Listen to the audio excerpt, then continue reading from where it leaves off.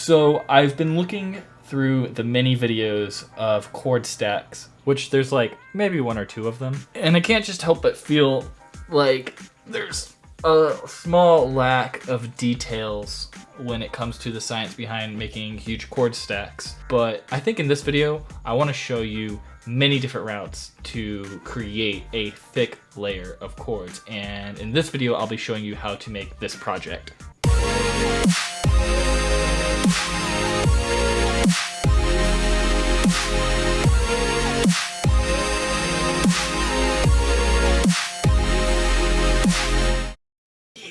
So what I want you to do is visualize a delicious multi-layered cake. And that is essentially what a chord stack is. So here in this project, I just have a kick and a snare doing this simple pattern. And the first thing that I'm going to teach you guys is kind of just how to lay down chords and what to think about and look for. So if you want to skip the chord writing part, I have timestamps in the description below, so you don't have to stare at my face for too long. And I have this default patch of Serum that I'm just going to go ahead and go in and lay some root notes down in. So just right there to where the snare hits. And then we have this right here, all going out.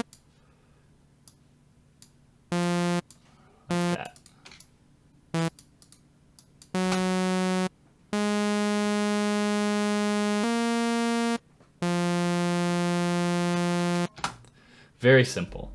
And when I'm going to start making chords, there's a couple things I'm going to keep in mind. Is one, I want them to be lush. So I'm going to capitalize on using sevenths, you know. Whoa, bam.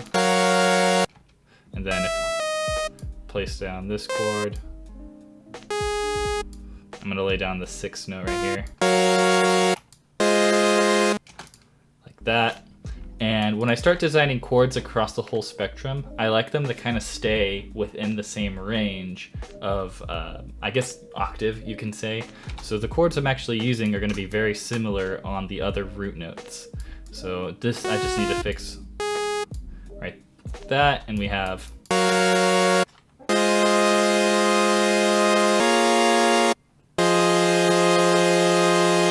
And I'm going to just take this chord progression, just knock it down.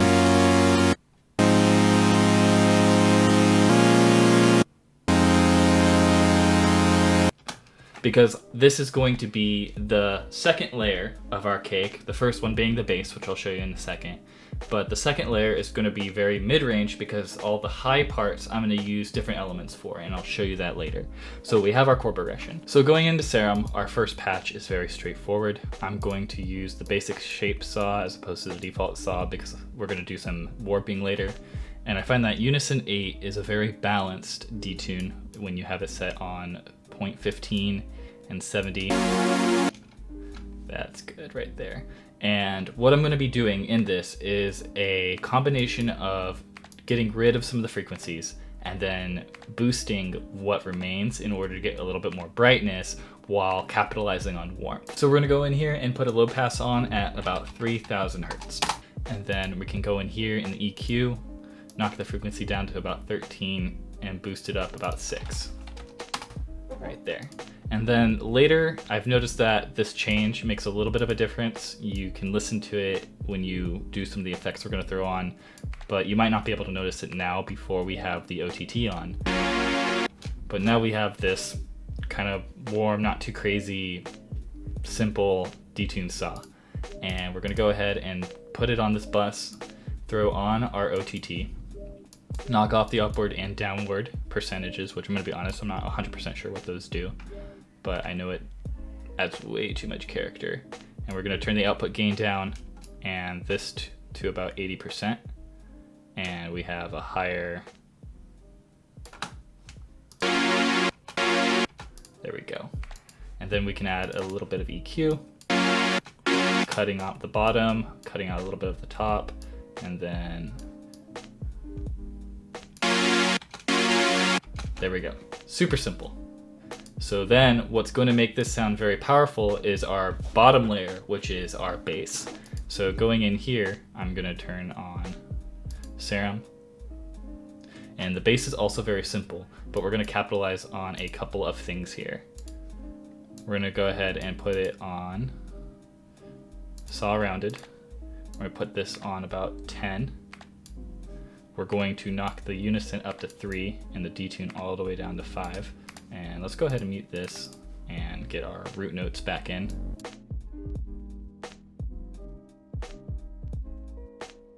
There we go.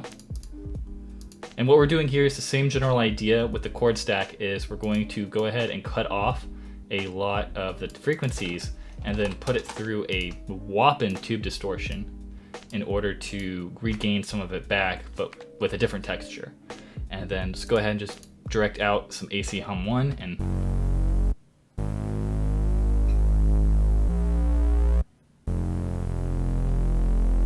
we have our bass. And when you layer it with the chords,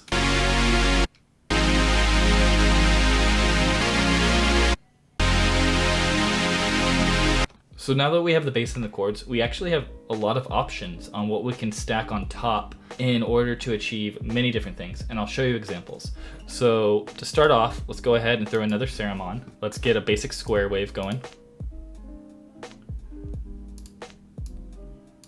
Let's go in and grab the top 3 notes of each chord.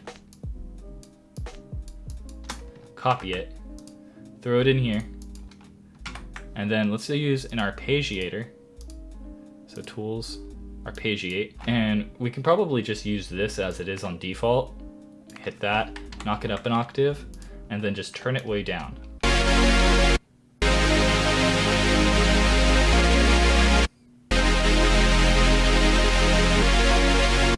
That's really nice. Once we do that, we can continue to layer by just throwing on another Serum, throwing on another square wave, and adding some harmonic with another timbre. So we can just, right here,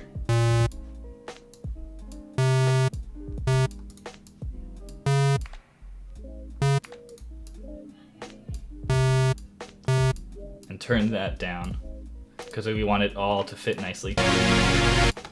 Maybe knock it up.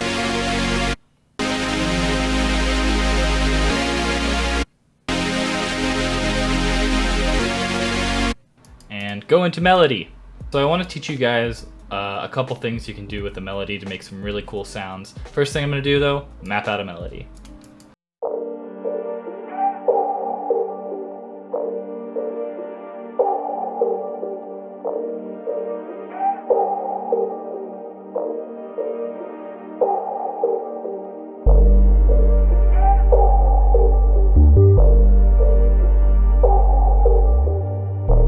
So now that the melody's done, I want to teach you about sync. And sync, let's go ahead and put this on basic mini. Sync gives this really cool effect that changes the sound. So you can just put this low on like bar 2, leave this on off because we like it changing. And it gives us this cool solo it out.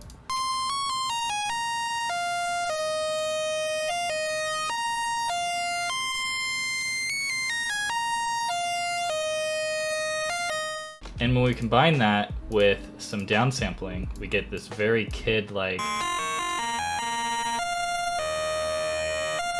Throw it all together, and let's go ahead and knock up our BPM from 130 to 150 real quick.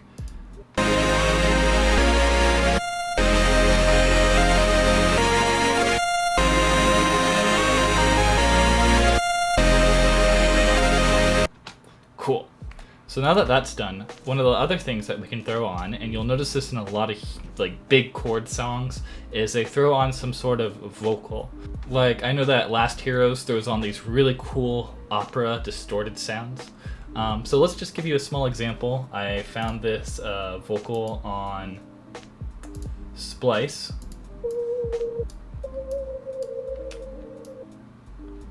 And you can just come in here, throw it down. Let's mute the drums, cut this part right here, and tune this last note the way that I want it. Let's make it unique. I think I have it down on like 7.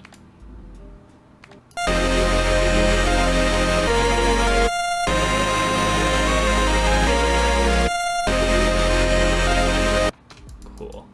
And let's go ahead and knock up those Arps 1-1.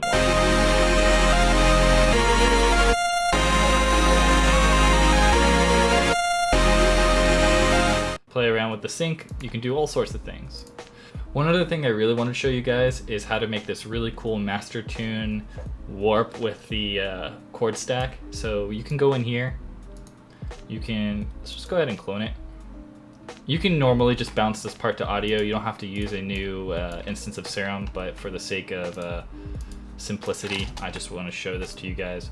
You can come in here, take this bar, put it on an envelope, turn it down 1/4, bring this all the way down here like that, and then you can go into your matrix. You can go LFO, and the destination, go to global master tuning. Make sure that it's just the one arrow pointing, and then just turn it down to like -5. So now when you play it,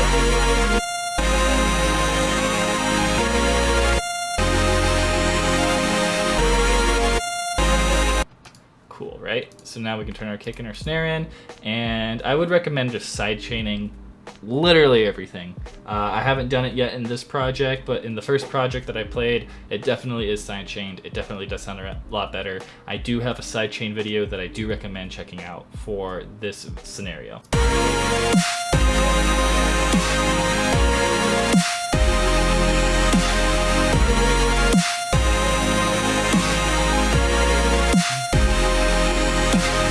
So outside of just throwing on some reverb, that concludes the largest portion. If you want to mix up or add even more layers, I can recommend creating even another stack like this and going in and adding instead a bunch of, say, sine waves.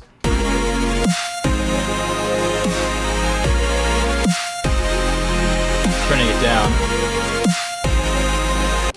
And that concludes the video. I hope you guys learned something. Please like and subscribe if you learned something new. If you have any feedback, go ahead and drop a comment. Other than that, I hope you have a great day.